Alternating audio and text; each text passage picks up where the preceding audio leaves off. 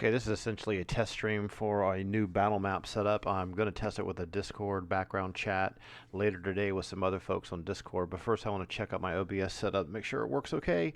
So let's go ahead and start. This is our main title panel, and then we have this consistent background clutter image, which is sort of the campaign from the world of Greyhawk.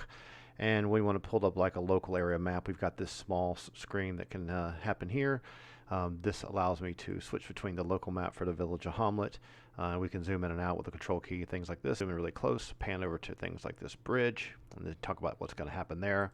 We can pull this map up here and say, well, this is the region of the world that we're talking about. Let's pan around to the actual area at hand, where we have Cron Hills, Verbobonk, and all this kind of business. This is great. This allows me to then pull up player panels, such as the main module itself. If I need to pull up any kind of stat blocks or details or things to read the player, that can all be done here.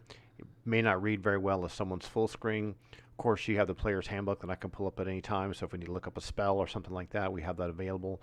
So that's all being recorded at the same time. That'll work out pretty well. Need to pull a particular spell page and take a look at it. Got the DM screen also on that frame as well.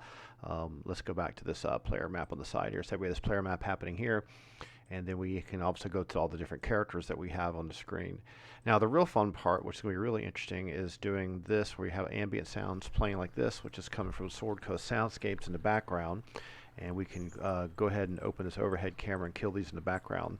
So this gives me, sorry about that black screen, I'll fix that with some video edits.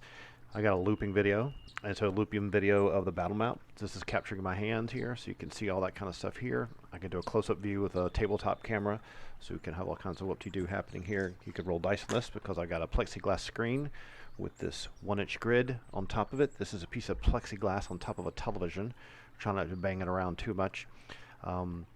The overhead view is, I can take this camera and take it off the screen, move it all way. You can have all your gameplay happening and doing whatever you want to do here like that. You can have your miniatures moving, stay on the grid. The only thing about this system that's going to be tricky is I need to check whether I can capture the voice of people in a Discord channel.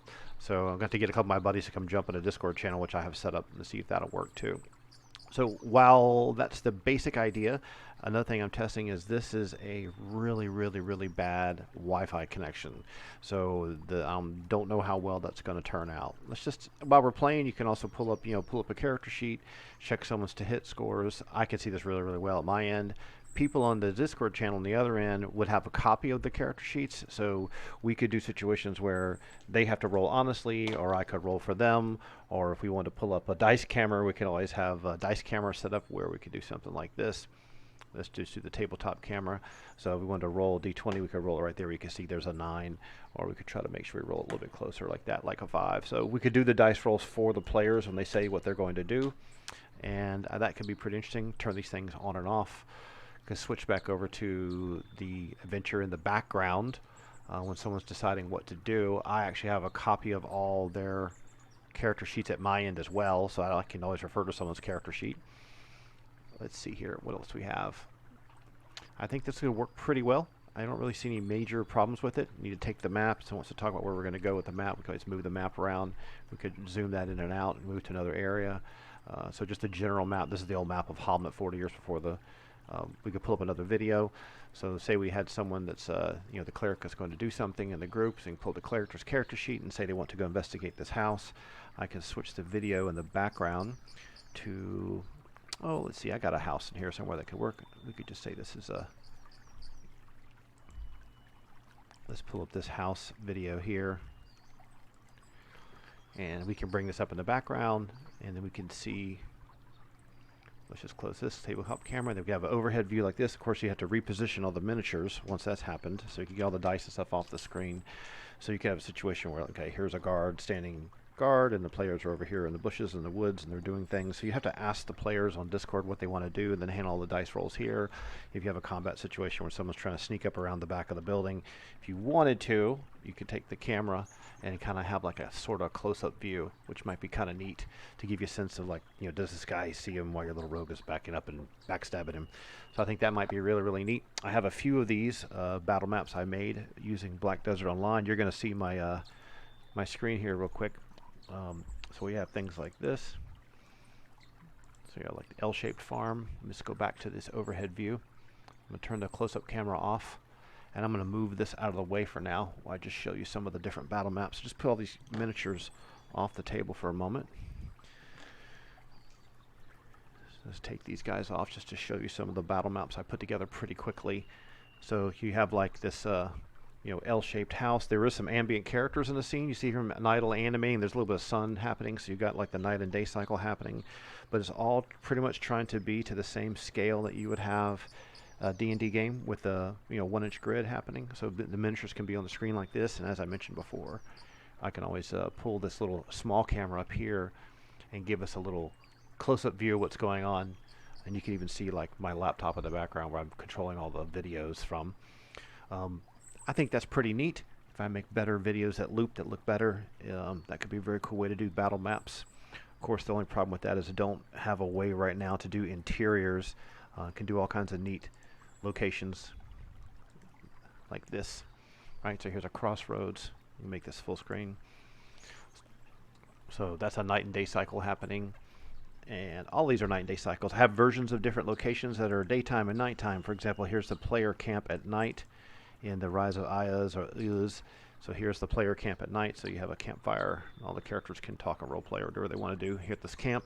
And then when maybe they come back to the camp at a later time, all I need to do is just switch that battle map to a daytime version of the same thing.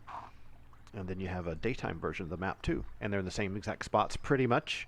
Some of the maps aren't totally perfect, but you've got things like a horse on here playing idle animations in the night and day cycles happening. Some of the shadows are kind of flick and click and click, and there's like leaves coming down from the tree. So it's all really cool. And you can, here's the other thing I forgot to mention. So you can actually just take a dry erase marker and right on top of this. So that's really great because now you can mark things up on the map and you can erase it because all the grid is actually on the back. So we're not drawing on the TV at all. We're drawing on a piece of plexiglass that's on top of it. I think that's really cool. I think that'll work out really, really well. Let me show you some of the other battle maps we have real quick. And the interesting thing is if you have the battle maps already ready to go, instead of designing the adventure first and then figuring out what the battle map needs to be, you could have the adventure based upon what you can do as a battle map. So I think that's kind of a different, it's like reverse engineering. See what kind of cool battle maps you can create first and then design adventures to fit it.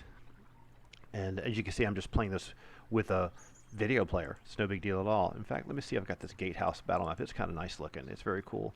I try to grab it to the right scale. So you have this big gatehouse, and you can have, here's 2 guards at the top of the gatehouse here. Well, we've got some more spear dudes. These are the Song on Fire and Ice miniatures I painted a few weeks ago. So you got 2 guards, everyone's like looking this way, and the players might be doing something like trying to sneak along the base of the gatehouse and get inside, or someone might be coming up the stairs here the back way. And this isn't being projected electronically. You can see here's my hand and everything, so you can do all your dice rolls on top of it. I think that's really neat. So it gives you a sense of 3-dimensional space. It's a time and night and day cycle. The shadow moving is a little goofy if you watch really carefully because I'm using Black Desert Online for these battle maps. These things tick every 12 seconds. If you watch the shadow line here, you'll see it flick and tick. But it's not that bad because it's really vibrant colors, really beautiful, fantastic landscapes. I really like that a lot. So the only thing that's kind of a problem is I can't pan this around. You'd have to use a real-time map. There's a player riding by. You'd have to use a real-time map in Unreal 4 to do the panning part, which I think could be really, really neat. It's really, really good for this kind of stuff where you have an exterior location, like you've got some guys that are standing around these rocks or whatever, or a hunter's camp like this, and your characters are over here deep in the foliage and thinking about doing something. So I think that works out pretty well. So the more of these locations I can capture, the more possibilities you can do.